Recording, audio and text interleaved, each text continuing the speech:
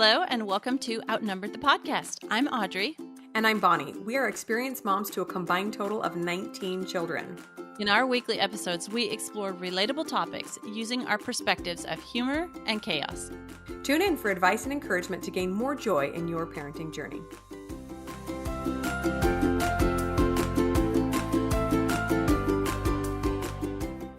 Welcome back to the show, everybody. We are excited to have two guests with us today. It is always a party with the four of us here. Welcome to Joe and Mell Hashey. Thanks for coming, guys. So excited to be here. Yeah, Thank you. Thank you very much. Yeah, so we wanted to have the Hasheys on the podcast because they stand for strong family values. And you guys know that is a big priority of ours and a big value of ours as well. But I love to hear other people's perspective and see how they are making a difference in the world in promoting these values. So let's start off with a little intro. We do have a bio from them, but we do want to hear kind of how you guys got into this and why this is so important to you. Yeah, I'll go first. I wanted you to take the lead on this one. Yeah, happy to share. So my personal background is a high school teacher and coach and youth sports coach, and started my own company during that time, which got too busy. I couldn't do both, even though I love teaching and coaching. I had to decide on how to spend my time. And we had a company that took off, and Mel's done the HR and finances for it, as she was a social worker, has her MSW. And then came on to do the book work and help guide our company. And most recently, as pertinent to this podcast, we decided to move across the country to a town where we know no one and hit the reset button on our family and our lives. Love it. That's right. And when I was working for 5 years as a social worker, one of the things that I never was quite sure about was whether I was going to stay home or not with my kids. And once I had my second son, I decided that I was going to stay home full time. And we've always been really tried to focus on our family as the top priority. And it's been a work in progress for the last 15 years. And moving across the country, I think, was the pivotal moment for us that we really now focus 100% on the family. Joe's home all the time working from home, but he's around us much more. So it's really been a big piece of us growing as a family. That's so great. I love what you're saying about the stay-at-home mom part. I personally wanted to be a stay-at-home mom myself, but I always knew that I'd have something else. I just thought I'd have a part-time job or something. And it was so interesting to me just how fiercely I wanted to spend all my time with my kids when I started having kids. And lucky for us moms, there are many of us that are able to make that work. But unfortunately for the dads, that's less common. So great for you guys that you have figured out a way to make sure that Joe's home more often as well. I love that. Thank you. Yeah, I appreciate it. And part of the dedication to the strong family values is it wasn't always like that. Like you mentioned, I was a bit of a workaholic, and I was running morning fitness sessions from 6 to 7, teaching high school from 7:30 to 2:50. 3:00 was the next fitness session, run that till 7 p.m. And then Mel would have the kids in bed by the time I got home, and things were out of whack. I was like full-time work, and she was like full in on the family. And like we ended up in a balance point in the middle that everything was working, but it wasn't ideal. And it came to the realization that we were spending more time on our business organization than our family organization, which is the priority. And we needed a readjustment of our goals. Yeah, when I had my first son, when he was just born, is when we decided to move our gym from our basement to an actual facility. So suddenly we were not really together very much, and I think we just, with communication over time, figured out a way to make it work. And I think we're in a pretty sweet spot right now. Still very busy, but we're together. Yeah. Much more. Yeah, I love that. That's so great. What's interesting too to me is it seems like a lot of the world has maybe made some of these adjustments lately. It seems like as soon as everything shut down for COVID, people were like, oh, actually, well, they either learned, actually, I want to be home with my family, or actually, we have some serious problems we need to figure out because we haven't been together and we don't know how to treat each other, right? So I think that those of us that are realizing that strong family values are important, the last few years have been like, it's time to shift something. We don't want this frenetic pace anymore. We want to be home. Absolutely right. Unfortunately, we were in the first camp where we got to spend more time together. And you liked this it. is great. Yeah. Yes. Yeah. So it worked out, but we had a company. We were in a state that shut down fitness studios for almost 9 months. And I have employees that we kept paying them all to help support their family. We had 8 rental properties. They passed a rent moratorium, so everyone stopped paying rent. And we're still paying mortgages and employees, and school was closed, and now we're homeschooling on top of it. And it's like that. There's an analogy, like if there's a little pebble in your shoe, you might not stop and fix it. But if it gets sharp enough and you have something like, all right, I need to stop, pause, and fix something feels off, like the pain gets to be too much, and then you have to address it. And for us, and I know it didn't work out for a lot of people, and it didn't work out for us in a lot of ways, but it did work out for us in this way. And I think a lot of it, what he just said too, was you have to be very aware of what's going on in your family. So as soon as COVID closed schools, and I noticed how the teachers, and I know it was all new to them, what was happening via online learning, I just was so unimpressed. And it took me about 6 months, because this was maybe in March, to decide I'm just going to homeschool them this year. And I never regret that, because I know them so much more. I know their needs so much more. I'm able to advocate for them in ways I never would have understood had I not been the teacher mom for that year. Yeah, that's a really great perspective. And I don't know that everybody has that good of a perspective when it came to those crisis schooling months. That was hard for a lot of people. So good for you. It was, well, I I, met a mom through the gym who homeschooled. And I think because I saw her do it, and in discussing it with her, I realized that it was doable for me. Yeah. Yeah. Sometimes it just takes somebody to be an example to you, right? Okay, so as you may know, we love to ask our guests if they have a funny parenting moment to share, because we know that parenting is hilarious if we can just keep our senses of humor, right? So do you guys have something you'd like to share with us? Sure. I actually gave this a little bit of thought. So I took my son Everett, who's 5, to a doctor's appointment just a couple weeks ago. And we always joke about how I don't want him to grow. I want him to stay little and never be like a big boy. And he looked at me and he said, "My mommy, my body does what my body does." And it was just the funniest thing. And now we shared it with my older 2 boys, and we pretty much repeat that often now. It's become like a family joke. It was just so cute. That is adorable. I bet my teenager would love to say that when he eats all my leftovers. And I'm like, where's all the food? "Oh, my body does, but my body does." That's right. It applies everywhere. It really does. And some bathroom jokes. Oh boy, we could really make that one work too. That's Yeah, funny. you could. Okay. Did you have one? Oh yeah. Did you have something, Joe? oh yeah, yeah. I'm gonna steer around the bathroom jokes, even though those are the funniest ones, to keep it clean for your G-rated thing. podcast where they have where they have questions. Uh, after dinner, the kids like to go outside, and our youngest will be like, "Hey, let's go lift rocks," and like he just likes to show how strong he is, like lifting up rocks and dropping them. And then we started like the rocks out here are kind of crumbly, so the kids started throwing them against this big rock and started to break them. Uh, and then one bounced off a big rock down the hill and shattered my windshield of my truck. And we are like both, like all three of us, looking at each other like, "Where's the adult that should have stopped us from doing this?" Like, that was just recently. It was, yeah, kind of. It is what it is. Like that stinks. Yeah. But you have to find the humor in it, Yeah, it's yeah. because otherwise you're just going to be upset all the time. Well, and Yeah, like I can't get angry because I was also throwing rocks. right, and frankly, how neat it was that you were a part of the shenanigans, so that you guys kind of all just shrug your Uh, shoulders and were like, "Oh well," instead of you stumbling across the boys being mischievous, right? What's going on here? But and exactly. and I love that that shows that you are willing to, take the time to have some fun with your kids, even if it might end up not the way you anticipated. You thought it was just going to be harmless fun, and end up causing some damage. But that's parenting, right? Everywhere you look, things get messed up and things get broken, and fingerprints are on the wall. And if you can't accept that for what it is, just normal life, you're going to be really upset for a lot of a lot of the parenting years. That's true. All right. So you mentioned some of your reasoning for getting into this space of strong family values is because you just recently realized how important it is. But what took you from, oh my gosh, we really want to put time into our family, to we need to share this with the world? Like that's a big jump sometimes for some people. What got you going there? Well, I think that we realized that we were doing some things in our family repeatedly every day, whether it's family dinners or the values that we got started. And we were seeing a lot of positive change in our family.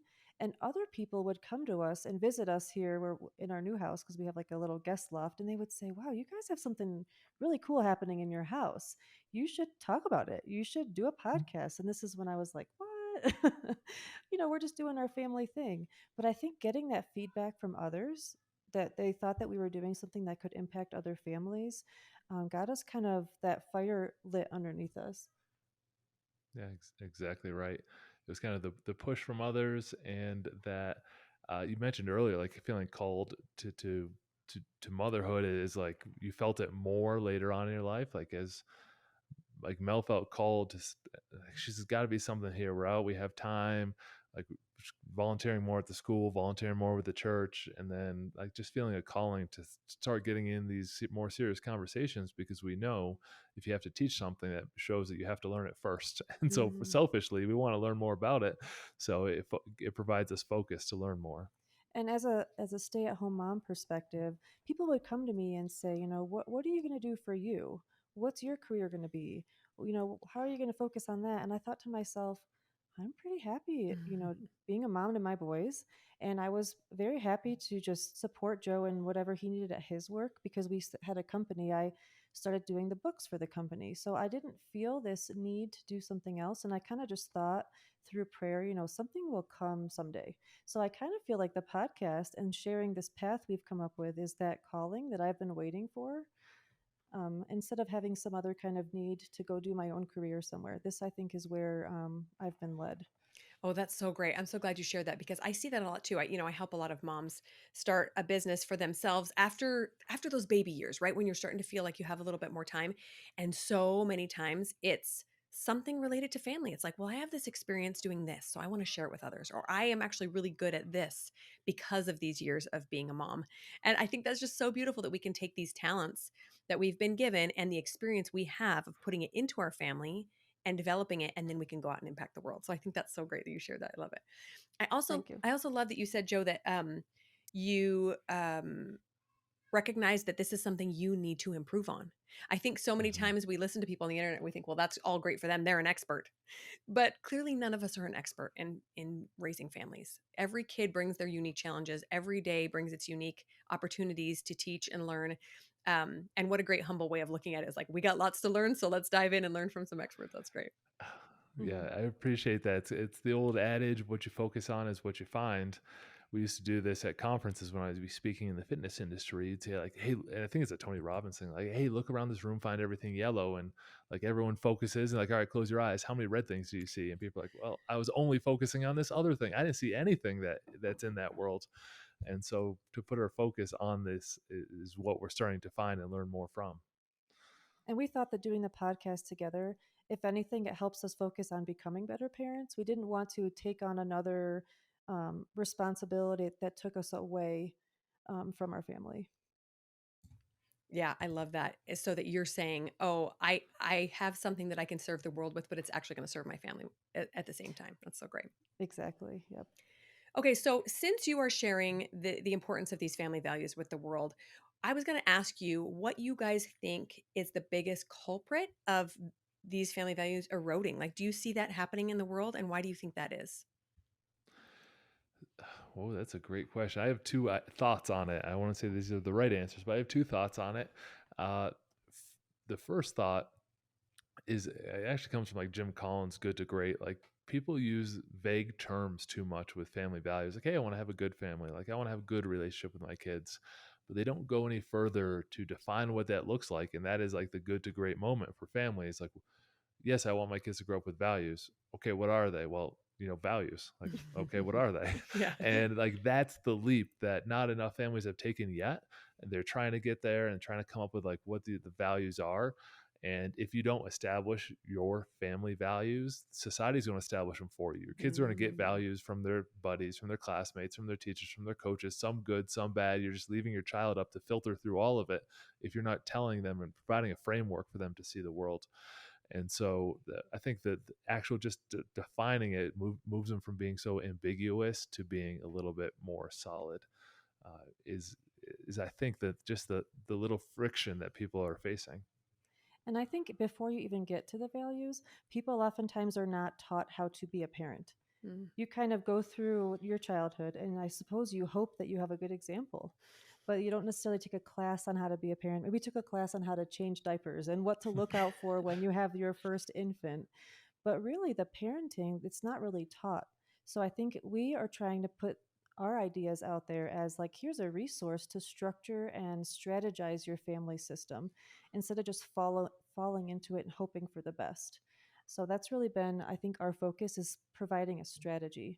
And I think there's so much out there these days distracting kids. So if you don't have your values set, in your family, or if you're ambiguous about it, like Joe said, social media or other ideas are going to draw your kids away. And I think we always see the values as the foundation. So when we send our kids out there, they have something to filter what they're hearing through.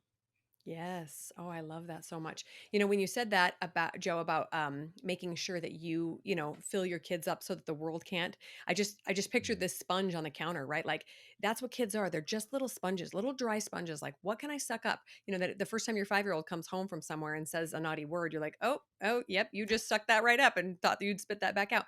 And so if we're not constantly filling them up with good, with our love and our confidence in their abilities and whatever morality we want to teach them and these values that are important to us, like you said, they're just going to suck it up somewhere else, and then they're going to spit it back out at home, and we're going to go, what is this? This is, we did not teach you this, right? But we maybe dropped the ball somewhere.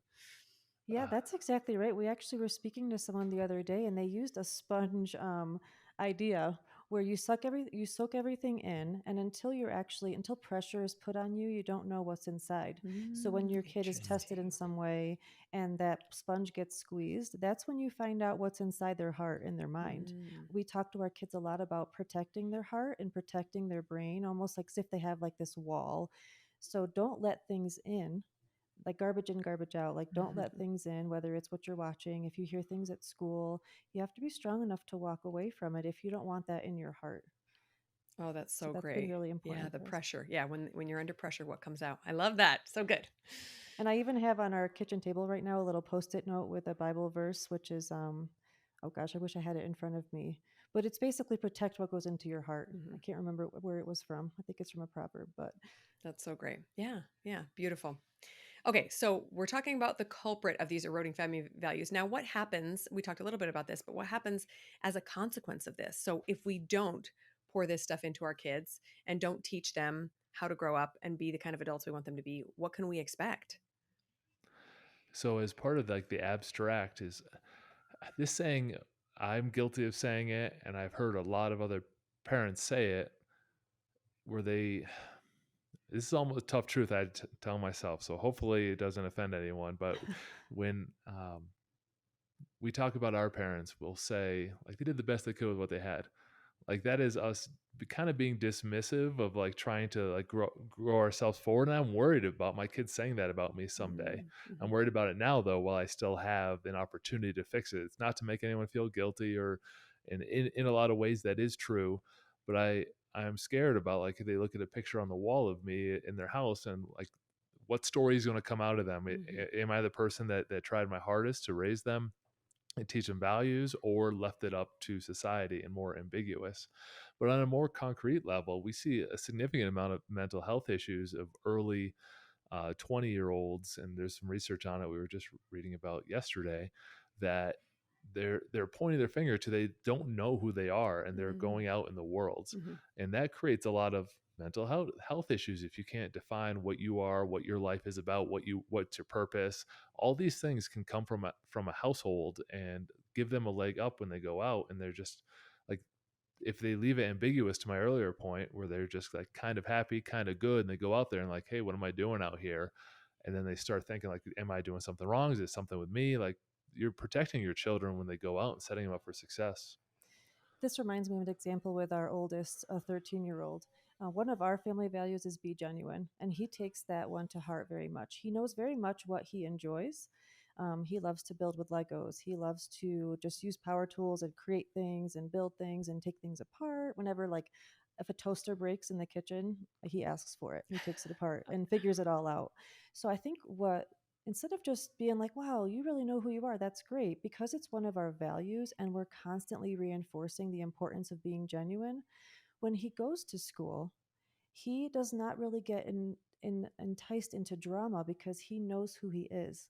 But I think he knows that because we're always reinforcing that he knows who he is. So if that's because it's one of our values, we're always talking about how he embodies it. When he goes out into the world, he doesn't have to figure out who he is as much because it's so well instilled at home. Yeah. Yeah. And I would worry that as adults, like we want our kids to grow up and be successful. I think everybody would say that about their kid. But again, what's the strategy? Mm-hmm. I always tell my kids, you don't just wake up one day and know how to be an adult. You're not going to wake up when you're 18 and know how to do your laundry. Yeah. You're not going to wake up when you're 20 and know how to cook eggs. Like these things don't just, download into your brain overnight when you become an adult, quote unquote. So that's why we try to strategize now so that when they do go off on their own, they know what to do and don't have to flounder. And I was listening to a podcast, Dennis Prager. I love what he said. He says people shouldn't waste their time on trying to find themselves. They should figure out who they want to be and go for that. So Very good. different. And I thought that was really Yeah. powerful. Yeah, it is different. And to your point about the identity thing, in this amazing modern world we have where we have access to any kind of information and really any person we want across the globe, doesn't matter. There is this real temptation to um try to find yourself somewhere else, right? Where's the tribe where I fit in? Where's the and and I think that family is the number one um fight against that, right? No, no, no. Actually, we're going to figure it out here together, or we're going to decide who we want to be and we're going to go towards that, right? I think, and I do think that the world sometimes leans a little bit too much on the child. Like, well, tell us who you want to be. They don't know. they're Right. 10, or 15 or 20, they look to their parents, or they should look to their parents as examples to say, this is who we should be. This is what's important. When they turn 25 and 30, they want to shift that a little bit. Great. But that's our job. It's not our job to just leave it up to them and see what comes out of it, because it's going to be bad. It's not going to be, it's And not going to be that great. occurred to me when I was thinking about the questions you sent over. That did occur to me that with social media and with just the ideas that culture's presenting, culture's almost taking a lot of the power away from parents. Mhm. So we really want to have a strong, like we're very when we say strong family environment, like yes, we work out and we're strong physically, but strong in terms of our family culture being strong. We want them to filter these ideas through what we have going on here. Because Yes. it is very scary world these days, to send your kids out there and just we'll see what happens. We're not okay with that, so we try to form the foundation here so that they know what to do, even though of course they're going to grow up and have their own values, and we just hope that we gave them a good foundation. Right. Right. Exactly. I love that. Okay. So speaking of these tools that you help parents with, tell us more about your strong family path concept. I love this idea and I want to hear more about it. Great. Okay, I'll start. So we have 7 different components of the path, and we kind of organically came up with a lot of these. They were things we were implementing throughout the day and week in our family, and we're able to conceptualize it into this path. And they don't necessarily lead to each other, but they all kind of come together in this synergistic way. So one of them is having core values, which we've covered a lot already. Another is goal setting. So we have a system of goal setting where we think it's important to teach kids not just, hey, what's your dream that someday this thing will happen. We actually set annual visions and 90-day check-ins, and then we actually do a little weekly commitment every week. And our 5-year-old, even this morning, in his little circle time at preschool, I was there for it. They did like squats, and he's like, "Oh, this is part of my weekly commitment." He's very aware already that he's working towards a goal. So that's really an exciting piece. Another we have is the morning routine. So we want our kids to wake up in the morning and have a purpose, and we want them to contribute to the family. So it's not like, well, get out of bed and do a chore. It's you get out of bed, you do a little workout, and you contribute in the kitchen. Yes, you can call it a chore, but we prefer to call it a contribution. So they do their piece and they do a journal and set some goals for the day. So what's the next one? We got family dinners, which we are go. our kind of our informal conversation time, and something that we lacked earlier on because I was working, 6 a.m. to 7 p.m., and that became an informal conversation time for us to come together and discuss things. Then we have the evening debrief, which is what Mel insisted this was on the path, and I was a little hesitant. I'm like, hey, I want to keep this path as short as possible for people because it's more practical, the fewer steps. And she said, hey, well, this happens a lot where we're putting the kids to bed and they're in their own environment and they're most comfortable and they're have their stuffed animals, and that's when they'll ask the question, hey, what about this puberty video I have to watch or whatever it is. Like that's when the deeper conversations come up, when they're comfortable. And Mel used to call them doorknob conversations because it's like, hey, you want to get to bed yourself as a parent, your hands on the doorknob and you're about to leave, and then they ask the question, and then you have to have the discipline to close the door and go back in and have the conversation with them because you don't know when or if they'll bring it up again. And so we decided to make sure that landed on the path. Yeah, I think that's one of the biggest opportunities I think in this whole path is being able, as you know, as a parent, you can't be selfish. it's a very selfless thing to do to be a parent. So as much as I want to go to sleep or go watch my TV show at the end of the day, if one of the kids brings something up, I make sure I sit down and we talk about it till it's done. We problem solve, we discuss whatever. And those are oftentimes those topics that might not be appropriate for the dinner table or in front of the 5-year-old, because I put him to bed first. So that's been a really special time and a bonding time for us as a family. And I think it's something that might just not, if you don't allow for that time, I think you'll just lose that and the kids won't come to you. All right, we have two more steps, and one is relationships, which is something that we learned during COVID time, is that we have to manage the relationships in the household. And there are more than parents together, kids together, because we were a little bit rudimentary in our thinking initially. So we have the relationships of how do we feel? How do we feel personally? Do we need a recharge time? Does Mel need a recharge time? Our relationship together, our relationship with each kid, and then the kids together. And so we have to keep our fingers on the pulse if something is a little bit off, trying to figure out which relationship, like the two older ones have started to bicker a little bit. Like that relationship is under some friction. So what we do are activities to help strengthen that relationship for a little while, get them some time apart, then get them some time back together and smooth it over. And if we're feeling really burnt out, you got to raise your hand and say it and then recharge instead of trying to exist like that. And it's able to move us a lot forward. I'm not good at math like Mel is, but to do 9 or 10 exponent for all the potential relationships in the family, it's a lot to manage, but to keep your fingers on the pulse of what's going on in the lens of relationships, how they view themselves and how they view others in the house. And so much of that relates to how well we communicate together. So we try to strive to take a walk every day, if not every other day. Just a 15 to 45-minute walk, and that helps us to reconnect and discuss what's going on with each kid. Or if I sense one child struggling with something, we can discuss it ahead of time. It helps us to be on the same page, keeps us connected, and then it helps us to help the child advocate for what they need, or whichever relationship we're talking about, individual or siblings or whatever the case might be.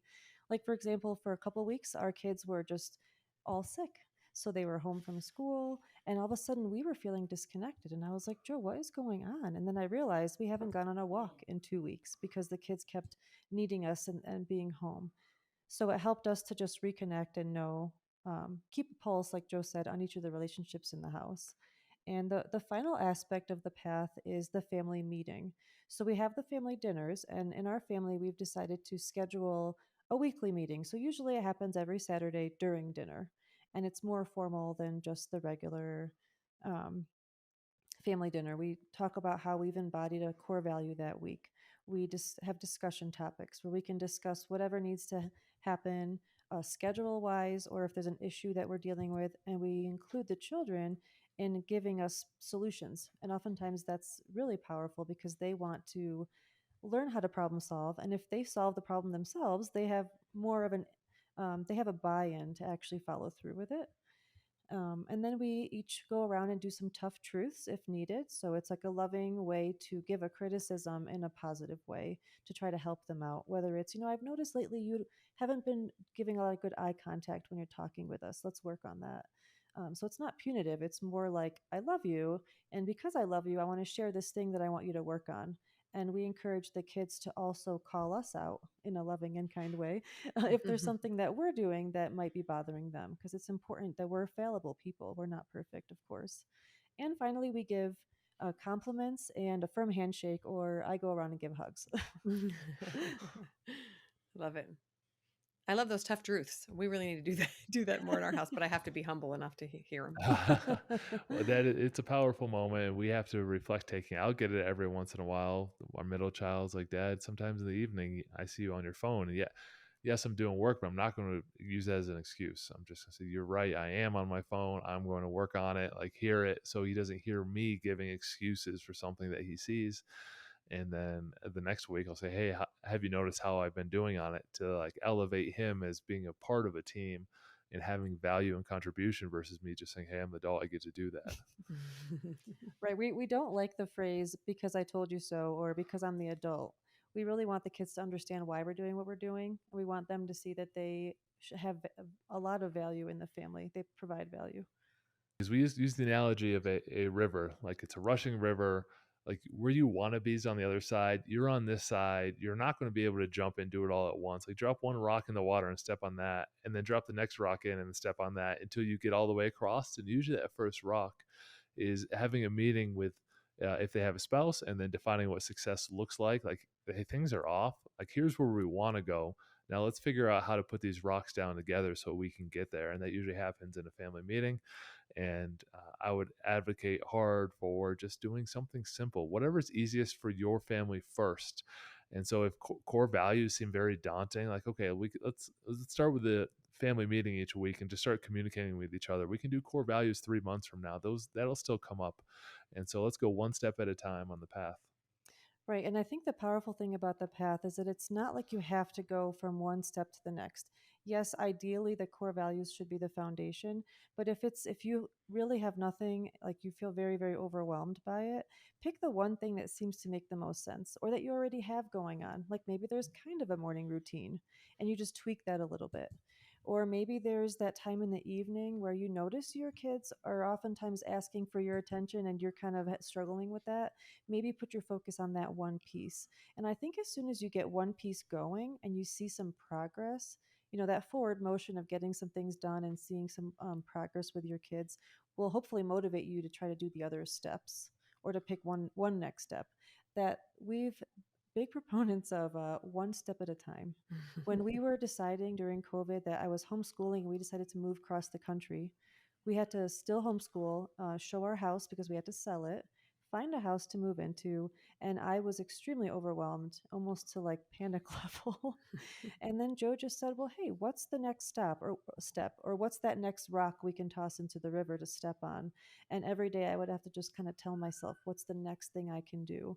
And kids are oftentimes really good at getting you to step. They're at step 500. Like our kids would say, "Well, are we going to move and then buy a four-wheeler?" And we're like, "That's like step 500. Like we're on step 3 right now." So just that mindset of what's one thing you can do today, even if it's starting to give hugs in the morning. I give each of my kids a hug as soon as they walk in the kitchen. And if I miss it, they tell me. They tough truth me, That Mom, was you didn't Mel's give tough me a truth hug this last week. morning. So just something really small and simple. I think sometimes we overwhelm it and think we have to do it all. Just a little thing like that can make a big impact. And clearly the kids notice when I forget to hug them. Yeah, and I think to provide some clarity and peace of mind, here's something very tactical that parents can do is write down the list of what you think is in deficit right now. These are all the things we want to work on. Choose 3 to 5, you work on them for 90 days. And then you see how you did. And then you choose 3 to 5 for the next 90 days and nudge those forward. It's the old rocks concept. Do the biggest things. You can't handle more than that. You can't do a whole list and practically get it done. Live in a 90-day world, push yourself on it week to week and see what you can do, and then just choose the next 3 to 5. Those are such good tips. Thank you so much for sharing. I love that. The one step at a time, right? Yeah, That's how we survive. Yeah, it is how we survive even now. It does happen probably more often than not where parents are on the same page and kids are a little resistant at the beginning. And it's a great question. I've got a couple thoughts on it, because there are a couple different levels. First level, your household, and then there's your extended family, which is a whole different level. If they see you go on a different path and perhaps they taught you or they're all going, then it gets to be a little bit to juggle, but we always go home first. And so, first thing is we role model it and we see how it impacts our life. They don't always have to go along at the beginning. And so we'll role model things. Just the other day, I was out, just yesterday, we were out in the driveway doing a little exercise. I don't say, hey, like, this is important for your life. Come do this. I'm like, hey, this is important. So I'm going to show you that I do it. And then all of a sudden they're like carrying logs up a hill. Like, look at me. Like, this is too easy. And the role modeling aspect of it is powerful with a mindset like this isn't going to all happen at once. Our philosophy is constant, gentle pressure. And whether that's between us, like, hey, let's get this podcast started, let's get this thing started, like let's nudge it forward, or between us and the kids. I think the mistake is just doing a big confrontation. All right, we're gonna do a complete 180 in this family. We're gonna go in this direction. And everyone's like, well, what the heck? We've been going this way forever. So it's constant gentle pressure and role modeling play a huge role. And then the last piece of it is once you create the standards, hold the standards. It's not done with a high heart rate. It's not done yelling. It's just consistency. Like, here's what we stand for and here's why. And then we're just going to keep doing this. We're serious people and we're not going to let things flip flop, because at the beginning, if you didn't have them and then you do have them, kids will try to like get away with things. They're master negotiators, and change is tough for them, and they're going to see if they can resist against it. And if you just handle it calmly, like, hey, this isn't going to serve you if we keep going down this path. So it's important to me that I keep going down this path of family growth and development. So I'd love it if you were on board. If you're not on board today, I'll ask you again tomorrow. And I think, we're talking a lot about values today. And the exciting thing about starting our podcast and talking about the strong family path is we're talking to families some who don't even have kids yet, they're just newly married, some who have a baby, some who have teenagers. So I think in an ideal world, you would go through and figure out your core values before you even have kids. So you can start that process right away. Someone asked us, well, what about family meetings? How old does the kid have to be? You can have a family meeting between parents with a baby right there, and they will just grow up and see that, which is what he was talking about role modeling. But the exciting thing also, if you're starting the path a little bit later, let's say you have teens, I think it's important for the adults to discuss some core values first, but to include the kids in the process and seeing what kind of things they value, and if you could figure out how to implement that and include it, that'll be super bond forming for the family. Yeah, one other thing you can do is try to make it relatable to whatever they like in life.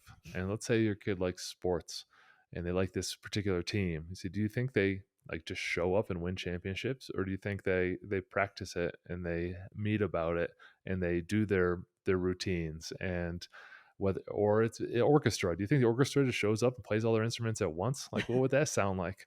It takes some behind the scenes lifting for you to see that end result. That includes practice, that includes working together, and that includes a lot of things. So all these successful organizations that you like and you have your posters up on the wall, like, they do these things.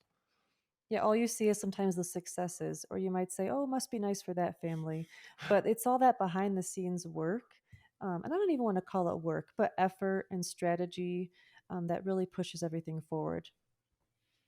Wow, so many great tips. I see a lot of moms, especially of large families, feel like they're taking on all the burden of this sort of thing, right? Like maybe because they're the stay-at-home mom, and so they see the problems a little bit more than dad does, and so they take on all this obligation, responsibility. But I love it being a family effort, right? And if you can, if you can really communicate it to the other spouse, hey, I really need you to get my back on this, that's helpful. But also to have the kids buy in. Like, guys, like Audrey's 20-year vision she's always talking about. Guys, what do you want to see when you come home to visit with your future spouse and children? How do you want to be treated? Like, what kind of relationships do you want to have? It can be really exciting for them to dream that as well. And you guys have shared so many great tools to get them bought in. So I love that. Thanks. Yep, sure. Yeah, you're welcome. And thank you for the 20-year vision tool. Mel was talking about it yesterday after we chatted before. Well, That's I right. already told the kids about it at dinner. I was that excited about it because I want them to start thinking in those terms. Yeah, just like I said earlier, you don't just wake up and know how to adult, or you don't just wake up and Mhm. know how to do something. You have to act on it, and the choices you make now impact that. So I was very excited by that. So thank you again, Audrey. Okay, so you guys have shared so many great tips and tricks. Thank you so much. But tell me exactly where you guys see yourself in this role of guiding parents into this place of adopting new family values. You have a podcast, right? Hmm. And then what's your approach there to helping families get a head start on this? Yeah, so the first thing we do, to just mention the podcast briefly, is that we have the Strong Family Project podcast. And then on our website, strongfamilyproject.com, we give away the steps of the path and how we implement them. And we give away 50 examples of core values, like trying to give people a jump start. And so we see our role as kind of defining what success looks like. I mentioned it earlier. Audrey did a great job with a 20-year vision. Like, hey, you have to have a definition of success if you want to get there. You have to know where you're going to go. And so we're just kind of nudging people like, hey, come up with where you want your family to go, because this is important. Otherwise, it's just going to happen. And you just don't want to guess and wander around and see what happens. And so here's some supplies and here's some nudging to say, let's just be intentional about it. You don't have to believe what we believe. You don't have to adopt our core values, but here's the structure in which it works for us. I like to use the analogy of exercise.